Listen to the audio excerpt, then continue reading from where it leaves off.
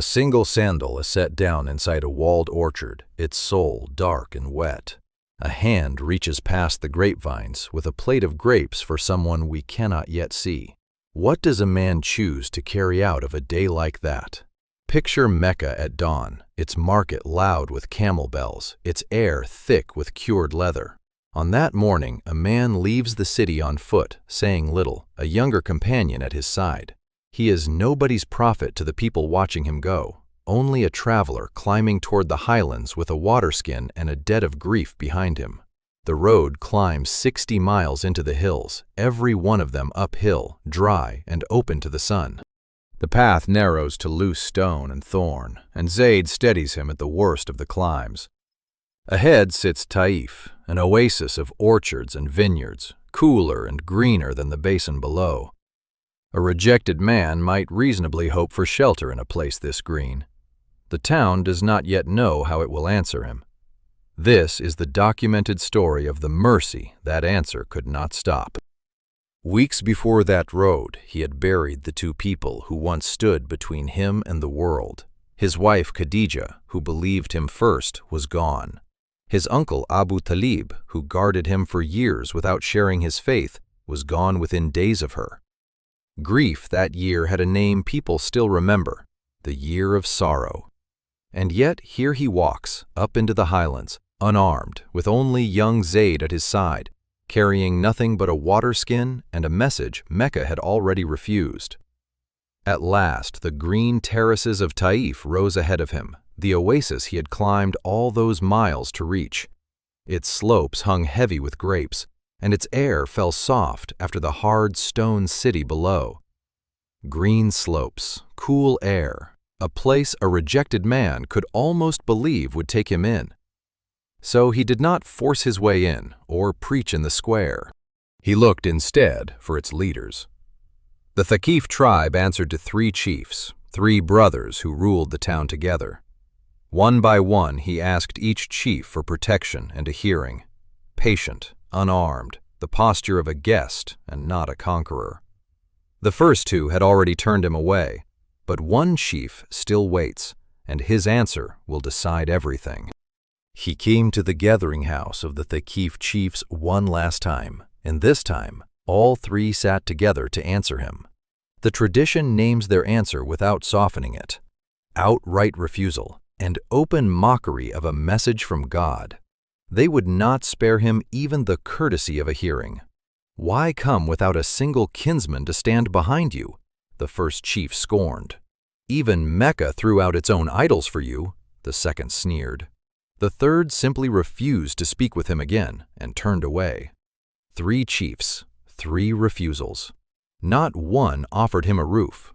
Mockery spoken in that room did not stay in that room. It ran ahead of him into the street.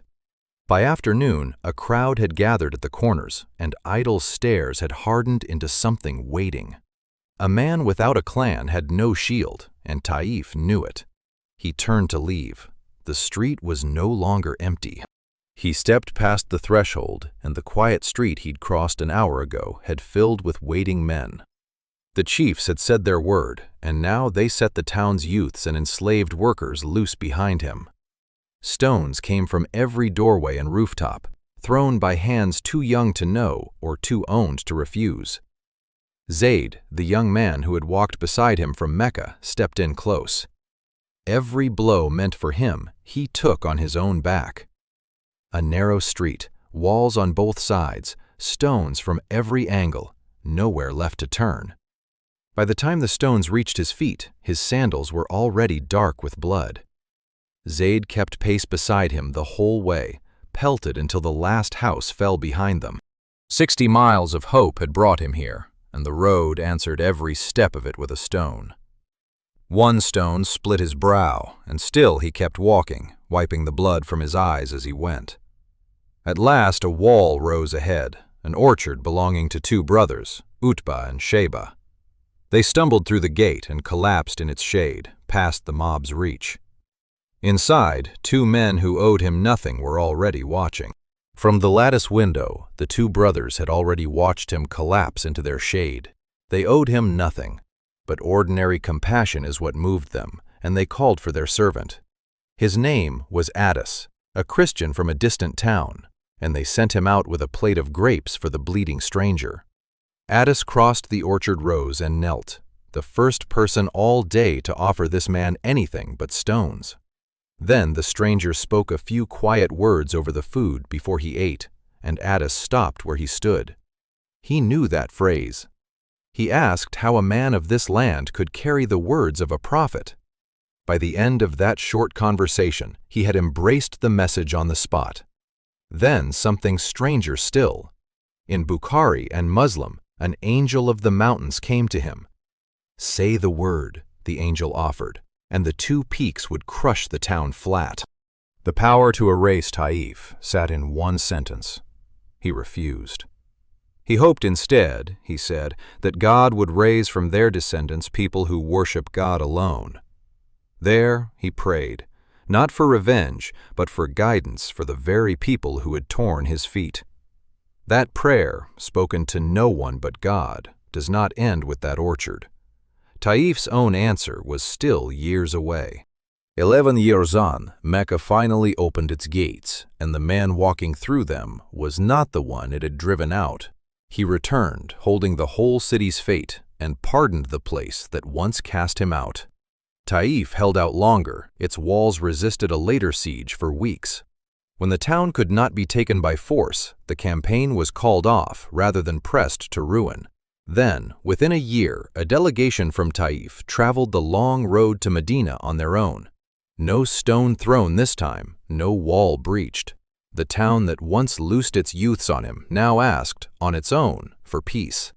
That orchard prayer, asking not revenge but guidance, is still recited by name. Somewhere in a mosque courtyard right now, someone bends over the same words without knowing the road they came from. Mercy outlasted the men who refused it, so the opening question comes back changed.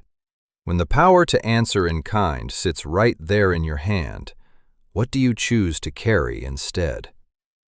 The stones are long gone. That orchard prayer is still recited, 5 times a day, in every land the message reached.